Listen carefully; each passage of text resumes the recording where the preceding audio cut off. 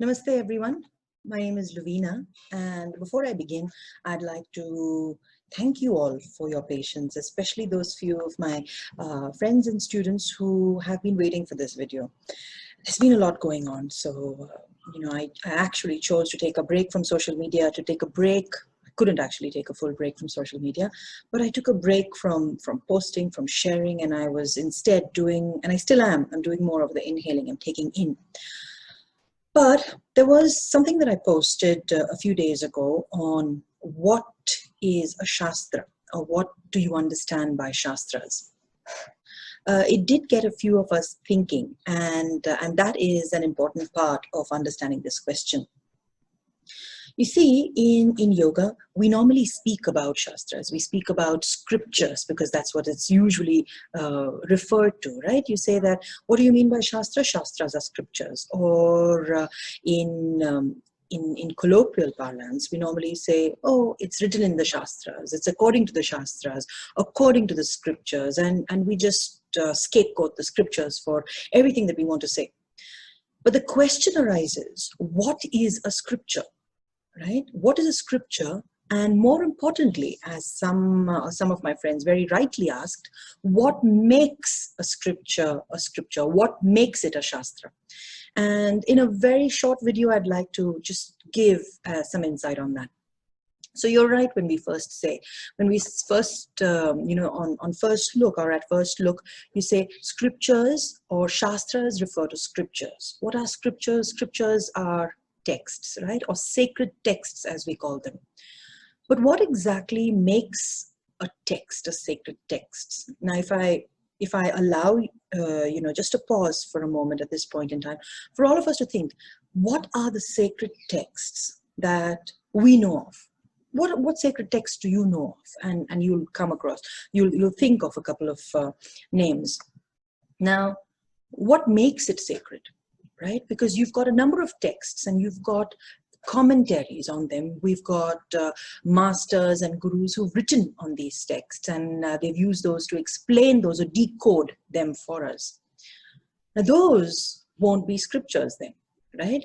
So to understand scriptures, it's important to understand how we as human beings understand things. How do we know what something is? Now, most of what our knowledge is based on how we perceive things around us. And perception comes from our nervous system. There are sense organs. So we have our sense organs that tell us about the world around us. You're listening to me and you're getting this information through your ears, through the sound waves, okay? So your ears and your eyes can see me and hear me, and that's the mode.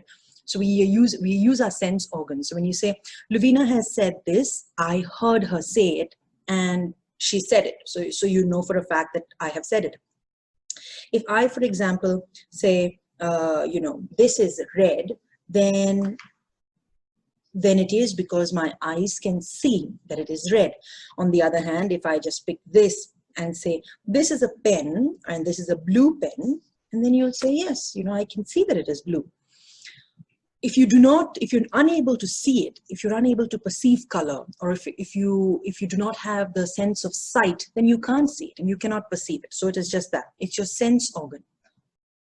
Likewise, we hear, we taste, we smell, we feel it. These are all our sense organs telling us about things around around us in our environment. Now, Shāstras, however, are different. Shāstras are not just texts. They are not textbooks. Now, if I look at a textbook, do I have one around me here? I should be having something of my kids, but no. If you take a textbook, say for example, if you take a math textbook or a physics textbook, biology, anything, English grammar, it is explained to you based on someone's experiment. It is based on a scientist somewhere who has conducted a study, thought, perceived, and said, why did the apple fall down and not go up? Someone thought about it. You did it, and I did it, okay? So when that is given to us, We believe that because then we prove it and we experiment with it and we say, this is still true. And yes, that makes sense. It is someone else's experience, someone else's thought process, someone else's understanding, and then they present it to you. That's what a textbook is. Scriptures are called Shāstras because they have a vehicle of understanding them, perceiving them, absorbing them through a sense that is beyond our five senses or our intellect. Let me repeat that again. Shāstras are perceived by us, okay, by senses that are beyond the five biological or nervous senses that we have, the sense organs. So, if you open a Shāstra, to understand it, you don't just need to read it. You don't just need to listen to it. You can listen to it and you can read it, but it might just be an intellectual pursuit. You might just understand the words of it. Now, in some environments or in some spaces, I myself have used the word nuance. This is beyond nuance. Nuance has got a more social conditioning. This is not just nuance. This is that little something. It's that sense of relying on it, because to understand the scriptures, to fully have the embodiment of it, you need to have what we call as Shraddha or faith. Now, it's not blind faith. It is not the faith of, just because it is written in the Shāstras and I have read it verbatim or word for word, or I have heard it verbatim, just because someone has read it and because it is documented in a scripture, because I read it word for word, I will take literal sense of it, or I will make literal sense of it. That's not what the Shāstras are either. The Shāstras invite conversation. The Shāstras invite dialogue. The Shāstras involve and invite debate, not necessarily with others. So you don't have to, find conflict by picking someone else off the street and say, come on, debate the Shāstras with me. No, the Shāstras actually invite you to have that internal conversation, that internal debate. Does this make sense to me? Because you have to use your intellect. You have to use your intellect to arrive at the higher truth, which is mentioned in the Shāstras. Now, we find a lot of conflict and disagreement around the world when it comes to scriptures across religions. Okay, now we cannot deny that scriptures have succumbed to human hands in many places when social norms have been defined by a misunderstanding or a misrepresentation or a mispresentation of the Shāstras, where literal meaning has been taken to oppress people, oppress communities, oppress women. So that has happened, but that is not the fault of the Shāstras. That is the fault of the people who have misunderstood it, people who have taken it literally and made it to what they want it to be. That is from their level of either an ego or a sense of power or any of these dynamics that come. So that is where, agenda comes in. But the Shāstras are a spiritual truth. And to understand that spiritual wisdom, you need a special sense of wisdom.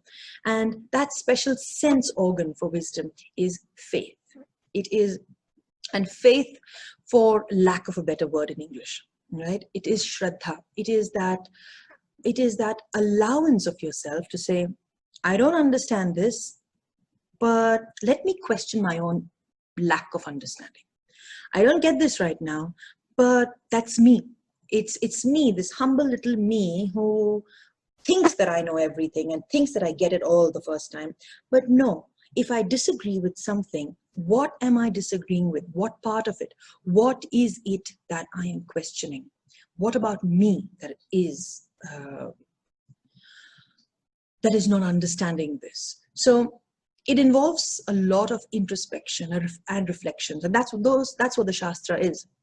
So to some of you who rightly asked, what makes a scripture a Shastra, what makes a text a Shastra, is that a text which tells you or which dictates a particular outcome or tells you this is what it is someone else's pramana. It's someone else's perspective also. They have, the pratyaksha has come from them. They have perceived it with their senses.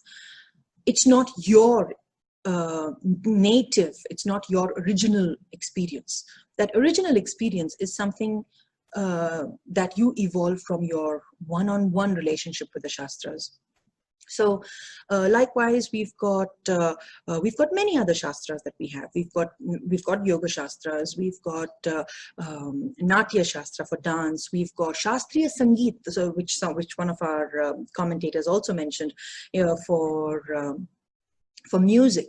And if you think about music or dance, all of these, dance and music, are forms of expression where the dancer or the singer connects with the divine. Where you come with Yoga Shastra or Natya Shastra or Shastriya Sangeet, the audience is always present. There is an audience to experience and witness the performance, but the performer is communing with the divine. The performer is always in communication. The audience melts away for them. They are aware that there's an audience, but the audience melts away. The performance is for the divine. So it's that communion. It is that expression of their own individual giving. But in those Shastras also, the explanation, right, sometimes cannot be understood at first glance. You're like, what is this? That requires faith. That requires faith of the disciple, the faith of the one on the journey, the faith of the sadhak, and that is what makes a difference. That is why it contains those pearls of wisdom, which is explored and expressed by the disciple only through the medium of Shraddha. So that, in short, is what I'd like to share today on what the scriptures truly are. I hope you've enjoyed this video. And if you have any questions or comments, please put them down in the comment box. And do feel free to share this. So have a very pleasant day. And until the next time, namaste.